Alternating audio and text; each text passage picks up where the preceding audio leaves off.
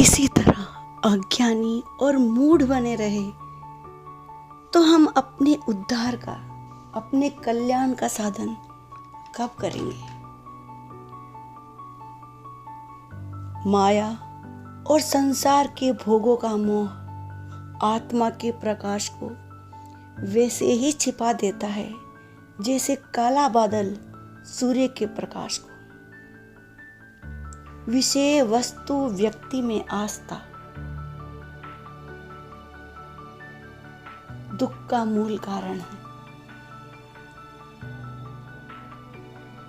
आज के भोग, बंधु बांधव, रिश्ते नाते, ऐश्वर्य, पदवी, उपाधि, ये मिथ्या नहीं तो और क्या है? जरा सोचिए, हमारे पूर्वज, उनकी संपत्ति, उनका वैभव, उनकी पद प्रतिष्ठा, उपाधि आज कहाँ है? वे सब के सब आज सिर्फ स्मृति मात्र में रह गए हैं। अब उनका केवल स्मरण मात्र रह गया है। इस बात को दिमाग में स्मरण पटल पे रखते हुए हमारी भोग संपत्ति और लोगों पर क्या आस्था रह जाएगी? जो पहले बहुत धनी थे, भूमिपाल थे, ऐश्वर्यवान थे, वे सब कहाँ चले गए? क्यों नहीं अपने लिए, अपने संपत्ति से, अपने ऐश्वर्य से कुछ और आयु खरीद पाए? जो ब्रह्मा जी ने पहले सृष्टि की रचना की थी, वो कहाँ है? जब पहले का सब कुछ, विषय वस्तु व्यक्ति, सब कुछ नष्ट हो ही गया, तो फिर हम क्यों अज्ञानी बनकर इन भोगों पर विश्वास करके भोगों को अधिक से अधिक संग्रह करने पर अपनी अमूल्य सांसों को जाया कर रहे हैं? ये शरीर, धन, दौलत, रिश्ते वैसे ही काल के ग्रास बन जाएंगे जैसे जल में तरंग विलीन हो जाते हैं। उसी तरह लाखों इंद्र काल के ग्रास बन गए, तो मेरे और आपके इस जीवन से कैसी आस्था, कैसा मोह? ये सब खत्म हो ही जाना है। मेरे इस जीवन और शरीर के प्रति मोह को देखकर तो विरक्त महापुरुष जो स्वरूप में स्थित साधु है, वो तो मेरी मूढ़ता पर जरूर हंसेंगे। करोड़ों महापुरुष, कितनी सृष्टि की परंपराएं आई और नष्ट भी हो गई, फिर मेरे इस तुच्छ जीवन में क्या मोह होना चाहिए? जो भी मेरे आसपास दूर दूर तक जितनी भी विषय वस्तु व्यक्ति संपत्ति ऐश्वर्य धन दौलत इमारतें, सब के सब नष्ट हो जाने वाले हैं, लेकिन हम अज्ञानी बने हुए इस व्याप्त हुई काल की सूक्ष्म रेखा से प्रतिक्षण नष्ट होने वाली अपनी आयु को देखते हुए भी नहीं देखते हैं। हाँ, हम दिन पर दिन निरंतर